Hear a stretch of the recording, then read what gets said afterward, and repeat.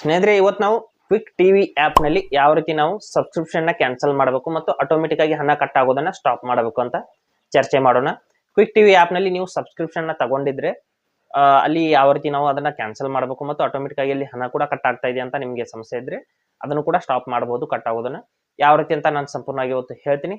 ಹಾಗೆ ನಮ್ಮ ಚಾನಲ್ಗೆ ಮೊಟ್ಟ ಮೊದಲು ಬಂದಿದ್ದರೆ ದಯವಿಟ್ಟು ನಮ್ಮ ಚಾನೆಲ್ನ ಸಬ್ಸ್ಕ್ರೈಬ್ ಮಾಡಿ ಮತ್ತು ಪಕ್ಕದಲ್ಲಿರುವಂಥ ಬೆಲ್ ಐಕನ್ ಅನ್ನು ಪ್ರೆಸ್ ಮಾಡಿ ನಮ್ಮ ತಂತ್ರಜ್ಞಾನ ಆಧಾರಿತ ಬೃಹತ್ ಕುಟುಂಬದ ಸದಸ್ಯರಾಗಿ. ಸ್ನೇಹಿತರೆ, ಕ್ವಿಕ್ ಟಿವಿ ಆಪ್ನಲ್ಲಿ ನೀವು ಸಬ್ಸ್ಕ್ರಿಪ್ಷನ್ ಯೂಸ್ ಮಾಡ್ತಾ ಇದ್ರೆ ಅಥವಾ ನಿಮ್ಗೆ ಇಷ್ಟ ಇಲ್ಲ ಅದನ್ನು ಯೂಸ್ ಮಾಡೋದು ಸಂಪೂರ್ಣವಾಗಿ ಸ್ಟಾಪ್ ಮಾಡಬೇಕು ಅಂದ್ರೆ ಇಲ್ಲಿ ಆಪ್ಷನ್ ಇದೆ ಸ್ನೇಹಿತರೆ, ಕ್ಯಾನ್ಸಲ್ ಮಾಡ್ಕೋಬಹುದು. ಯಾವ ರೀತಿ ಅಂತ ಹೇಳ್ತೀನಿ ನೋಡಿ. ಮೊದಲು ಕ್ವಿಕ್ ಟಿವಿ ಆಪ್ನ ಓಪನ್ ಮಾಡ್ಕೊಳ್ಳೋಣ. ಮಾಡಿದ ನಂತರದಲ್ಲಿ ಇಲ್ಲಿ ಕೆಳಗಡೆ ಒಂದು ಪ್ರೊಫೈಲ್ ಅಂತ ಒಂದು ಆಪ್ಷನ್ ಇದೆ ನೋಡಿ, ಅಲ್ಲಿ ಕ್ಲಿಕ್ ಮಾಡ್ಕೊಳ್ಳಿ. ಪ್ರೊಫೈಲ್ ಅಂತ, ಪ್ರೊಫೈಲ್ ಮೇಲೆ ಕ್ಲಿಕ್ ಮಾಡಿದ ನಂತರದಲ್ಲಿ ನೋಡಿ, ಪ್ರೊಫೈಲ್ ಮೇಲೆ ನಾನು ಕ್ಲಿಕ್ ಮಾಡ್ಕೋತೀನಿ. ಮಾಡಿದ ನಂತರದಲ್ಲಿ ಇಲ್ಲಿ ಅಕೌಂಟ್ ಸೆಟ್ಟಿಂಗ್ಸ್ ಅಂತ ಒಂದು ಆಪ್ಷನ್ ಬರುತ್ತೆ, ಅಲ್ಲಿ ನಾವು ಕ್ಲಿಕ್ ಮಾಡ್ಕೋಬೇಕಾಗತ್ತೆ. ಅಕೌಂಟ್ ಸೆಟ್ಟಿಂಗ್ಸ್ ಅಂತ ಇಲ್ಲಿ ನೋಡಿ, ಅಕೌಂಟ್ ಸೆಟ್ಟಿಂಗ್ಸ್ ಮೇಲೆ ಕ್ಲಿಕ್ ಮಾಡಿದ ನಂತರದಲ್ಲಿ ಇಲ್ಲಿ ಮ್ಯಾನೇಜ್ ಸಬ್ಸ್ಕ್ರಿಪ್ಷನ್ ಅಂತ ಕ್ಲಿಕ್ ಮಾಡ್ಕೊಳ್ಳಿ. ಮ್ಯಾನೇಜ್ ಸಬ್ಸ್ಕ್ರಿಪ್ಷನ್ ಅಂತ ಇಲ್ಲಿದೆ ನೋಡಿ, ಅದನ್ನ ಕ್ಲಿಕ್ ಮಾಡ್ಕೊಳ್ಳಿ. ಮಾಡಿದ ನಂತರದಲ್ಲಿ ಇಲ್ಲಿ ನಮ್ಮ ಒಂದು ಸಬ್ಸ್ಕ್ರಿಪ್ಷನ್ ಡೀಟೇಲ್ಸ್ ಎಲ್ಲ ತೋರಿಸ್ತಾ ಇರುತ್ತೆ, ಬ್ಯಾಂಕ್ ಅಕೌಂಟ್ ಕೂಡ ತೋರಿಸ್ತಾ ಇದೆ, ಯಾವ ಅಕೌಂಟ್ ಇಂದ ಕಟ್ ಆಗುತ್ತೆ ಅಂತ. ನಂತರದಲ್ಲಿ ಇಲ್ಲಿ ಕಟ್ ಆಗಬಾರ್ದು ಅಂದ್ರೆ ಕ್ಯಾನ್ಸಲ್ ಸಬ್ಸ್ಕ್ರಿಪ್ಷನ್ ಅಂತ ಕೆಳಗಡೆ ಆಪ್ಷನ್ ಇದೆ, ಅಲ್ಲಿ ಕ್ಲಿಕ್ ಮಾಡ್ಕೊಳ್ಳಿ. ಕ್ಯಾನ್ಸಲ್ ಸಬ್ಸ್ಕ್ರಿಪ್ಷನ್ ಮೇಲೆ ಕ್ಲಿಕ್ ಮಾಡಿದ ನಂತರದಲ್ಲಿ ಇಲ್ಲಿ ಕೆಳಗಡೆ ಎಸ್ ಕ್ಯಾನ್ಸಲ್ ಅಂತ ಇದೆ ನೋಡಿ, ಸ್ಟೇ ಸಬ್ಸ್ಕ್ರೈಬ್ಡ್ ಅಂತ ಕ್ಲಿಕ್ ಮಾಡಬೇಡಿ.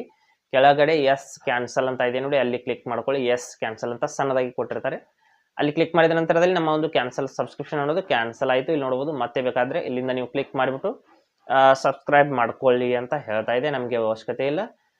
ಟ್ರಯಲ್ ಸಬ್ಸ್ಕ್ರಿಪ್ಷನ್ ನಲ್ಲಿ ಇತ್ತು, ಇನ್ನೂ ಕೂಡ ಹಣ ಕಟ್ ಆಗಿರಲಿಲ್ಲ, ನಾನು ಕ್ಯಾನ್ಸಲ್ ಮಾಡ್ಕೊಂಡಿದ್ದೀನಿ. ನಿಮ್ಮ ಹಣ ಅನ್ನೋದು ಆಲ್ರೆಡಿ ಕಟ್ ಆಗಿದೆ ಅಂದ್ರೂ ಕೂಡ ನೀವು ಇದೇ ವಿಧಾನದ ಮೂಲಕ ನೀವು ಕ್ಯಾನ್ಸಲ್ ಮಾಡ್ಕೋಬಹುದು. ನಂತರದಲ್ಲಿ ಇನ್ನೊಂದು ವಿಷಯ ಏನಂದ್ರೆ, ಸ್ವಲ್ಪ ನೀವು ಫೋನ್ ಪೇ ಆ್ಯಪ್ನು ಕೂಡ ಲಾಗಿನ್ ಮಾಡಿ ಓಪನ್ ಮಾಡಿ ನೋಡಿ, ನಿಮ್ಮ ಒಂದು ಆಟೋಮೆಟಿಕ್ ಪೇಮೆಂಟ್ ಅನ್ನೋದು ಕ್ಯಾನ್ಸಲ್ ಆಗಿದೆಯಾ ಅಥವಾ ಇಲ್ವಾ ಅಂತ. ಈ ರೀತಿ ಫೋನ್ ಪೇ ಆ್ಯಪ್ ನೀವು ಸಬ್ಸ್ಕ್ರಿಪ್ಷನ್ ಕ್ಯಾನ್ಸಲ್ ಮಾಡಿದ ತಕ್ಷಣದಲ್ಲಿ ಆಟೋ ಪೇಮೆಂಟ್ ಕೂಡ ಅಲ್ಲಿಂದ ರಿಮೂವ್ ಆಗಿರುತ್ತೆ. ಅಂದ್ರೆ ಫೋನ್ ಪೇ ಆ್ಯಪ್ನಲ್ಲಿ ನೀವು ಏನು ಕೊಟ್ಟಿರ್ತಾರೆ, ಫೋನ್ ಪೇ ಅಥವಾ ಗೂಗಲ್ ಪೇ ಯಾವ ಆ್ಯಪ್ನಿಂದ ಕೊಟ್ಟಿದ್ದೀರಾ ಅಲ್ಲಿಂದ ರಿಮೂವ್ ಆಗಿರುತ್ತೆ. ಫೋನ್ ಪೇನಲ್ಲಿ ಪ್ರೊಫೈಲ್ ಫೋಟೋ ಮೇಲೆ ಕ್ಲಿಕ್ ಮಾಡಿಬಿಟ್ಟು ಮ್ಯಾನೇಜ್ ಪೇಮೆಂಟ್ಸ್ ಮೇಲೆ ಕ್ಲಿಕ್ ಮಾಡ್ಕೊಳ್ಳಿ. ಮಾಡಿದ ನಂತರದಲ್ಲಿ ಇಲ್ಲಿ ಆಟೋ ಪೇ ಅಂತ ಆಪ್ಷನ್ ಇದೆ ನೋಡಿ, ಅಲ್ಲಿ ಕ್ಲಿಕ್ ಮಾಡ್ಕೊಳ್ಳಿ.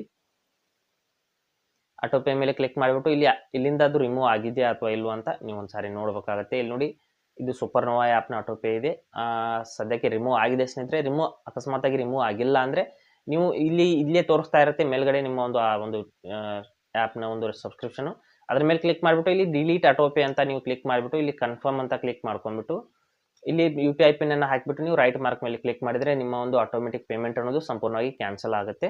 ನೀವು ಆ್ಯಪ್ನಲ್ಲಿ ಸಬ್ಸ್ಕ್ರಿಪ್ಷನ್ ಕ್ಯಾನ್ಸಲ್ ಮಾಡಿದ ತಕ್ಷಣದಲ್ಲಿ 100% ಅದು ಇಲ್ಲಿಂದನೂ ಕೂಡ ರಿಮೂವ್ ಆಗಿರುತ್ತೆ. ಬೈ ಚಾನ್ಸ್ ರಿಮೂವ್ ಆಗಿಲ್ಲ ಅಂದ್ರೂ ಕೂಡ ನೀವು ಒಂದ್ಸಾರಿ ಚೆಕ್ ಮಾಡ್ಕೊಳ್ಳಿ. ಹಾಗೆ ಸ್ನೇಹಿತರೆ, ಕೊಟ್ಟಿರೋ ಮಾಹಿತಿ ಸಂಪೂರ್ಣ ಮತ್ತು ನಿರೂಪಣೆ ಮಾಡಿದೆ, ಶೈಲಿ ಉತ್ತಮ ಅಂತ ಅನಿಸಿದ್ರೆ ವಿಡಿಯೋನ ಲೈಕ್ ಮಾಡಿ ಮತ್ತು ನಿಮ್ಮ ಸ್ನೇಹಿತರಿಗೂ ಕೂಡ ಶೇರ್ ಮಾಡಿ. ಹಾಗೆ ಇದ್ರ ಬಗ್ಗೆ ಸಮಸ್ಯೆಗಳು ಡೌಟ್ಗಳಿದ್ರೆ ಕಮೆಂಟಲ್ಲಿ ಅವಶ್ಯವಾಗಿ ತಿಳಿಸಿ. ಮುಂದಿನ ವಿಡಿಯೋದಲ್ಲಿ ಮತ್ತೊಂದು ಹೊಸ ವಿಷಯದೊಂದಿಗೆ ಇದೇ ರೀತಿ ನಿಮ್ಮ ಮುಂದೆ ಬರ್ತೀವಿ. ಎಲ್ಲಿವರೆಗೂ ಟೇಕ್ ಕೇರ್.